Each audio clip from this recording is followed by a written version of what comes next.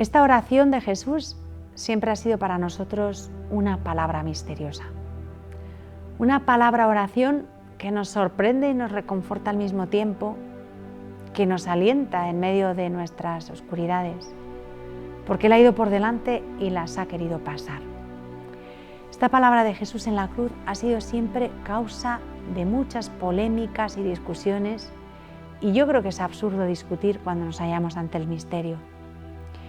Lo más sensato es arrodillarse y adorar el misterio desgarrador e inabarcable del amor eterno, del eterno, en el corazón de carne de su Hijo.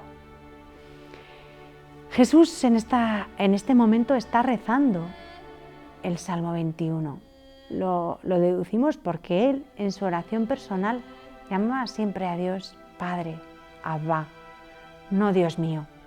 Por eso ahora mismo, en este momento, podemos afirmar que simplemente está rezando y recitando el Salmo 21. Este es un salmo mesiánico que se refiere a este preciso momento de la vida de Jesús. Cuando Jesús grita este salmo desde la cruz, realiza lo que en él se anuncia. Y es precioso porque es una revelación del corazón del Señor.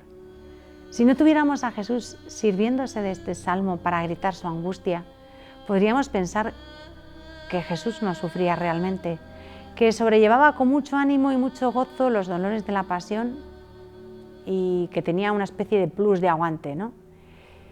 Por aquello de ser Dios, y sobrellevaba los sufrimientos casi sin enterarse.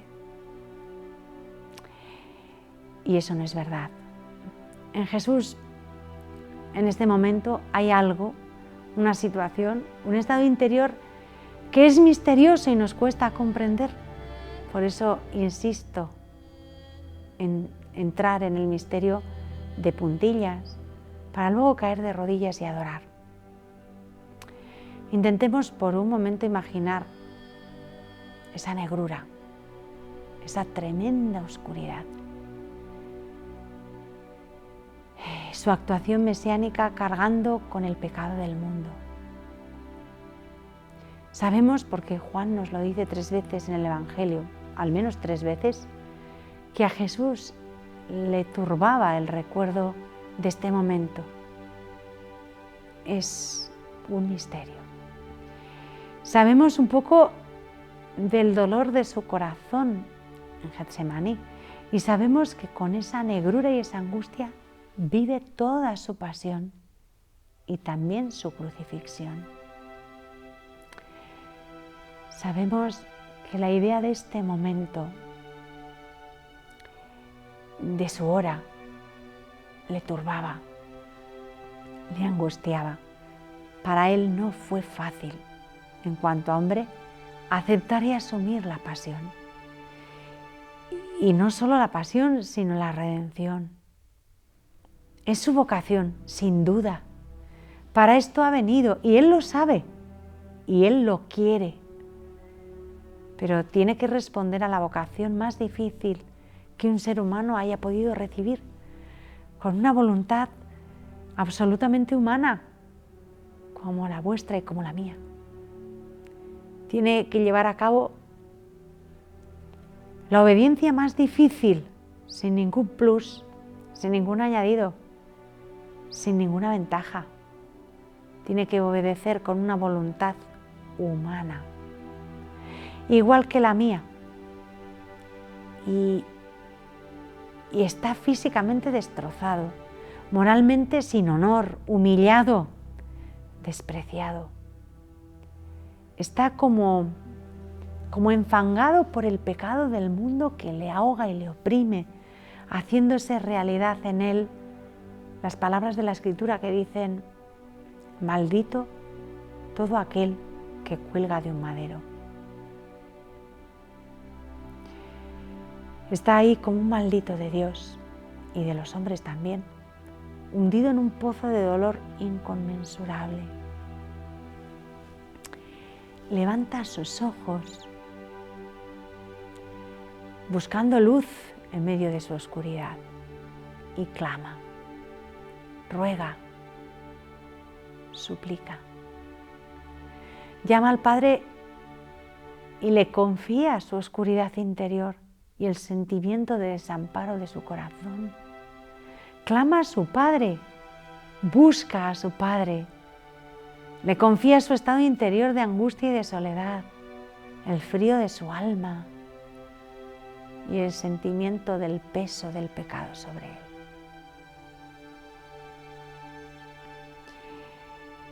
Jesús no se sintió abandonado por el Padre. Él sabe que el Padre no abandona nunca al pecador, ni a aquel que lleva el pecado. Sabe que es el pecador el que abandona al Padre. Sabe que el Padre está con él aunque el peso del pecado que ha cargado le impida tener ese contacto estrecho con él. El abandono que realmente le duele a Jesús, porque es el abandono real, es el nuestro. El Padre no le abandonó, nosotros sí. Todos le hemos abandonado, pero nunca el Padre. Jesús se sintió de verdad abandonado por todos nosotros. Todos le hemos abandonado, pero de ninguna manera el Padre le abandonó. Estuvo más cerca de él que nunca.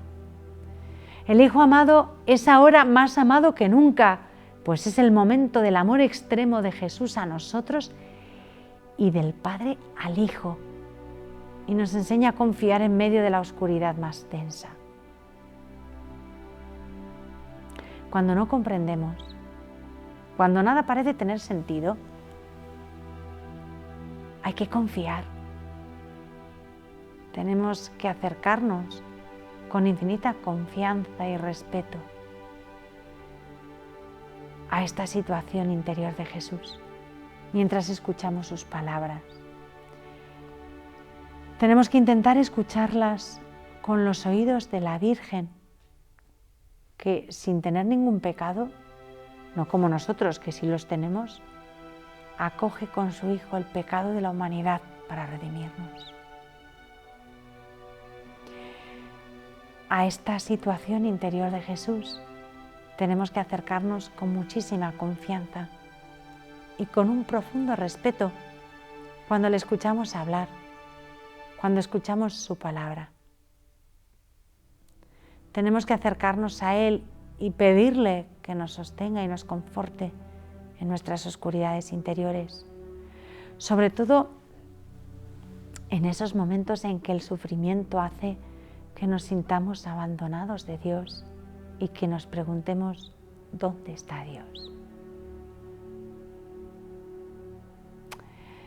Que nos enseñe a confiar a pesar de la oscuridad, a no dudar de la bondad del Padre cuando no comprendamos. No tenemos ningún derecho a dudar del amor y la bondad de Dios. Que yo no comprenda las cosas no significa que Dios sea malo, que Dios no me ame. Significa solamente que yo no comprendo. Y no tengo por qué comprender todo. No estoy llamada a comprender todo. Mi vocación no es comprender todo como Dios comprende. Eso es soberbia. Eso es mi pecado. Pretender eso es pecar. Mi vocación es confiar siempre, esperar siempre, abandonarme siempre y no dudar nunca, porque eso es ser hijo de Dios. Y a eso estoy llamada. Que yo no comprenda algo es normal. Soy muy pobre, muy pequeña, pero esto no me autoriza a juzgar a Dios y a dictaminar que Él es malo. Si siento el dolor, si siento el abandono de Dios, tengo que confiar más, orar más. Es lo que Jesús hace en la cruz. Su dolor no le lleva a la conclusión de que el Padre le ha abandonado, no le ama y está lejos. Su dolor le lleva a orar y a confiar. Y oyéndole, algunos de los presentes se burlaban de él. Esto es lo más terrible, lo más doloroso. Que Dios nos ame hasta el extremo y nosotros nos burlemos de Él, nos burlemos de su amor, nos burlemos de su dolor. Jesús Le dijo en una ocasión a Santa Ángela de Foligno: yo no te he amado de broma. ¿Y nosotros qué hemos hecho? Nos hemos tomado a veces en broma el amor del Señor.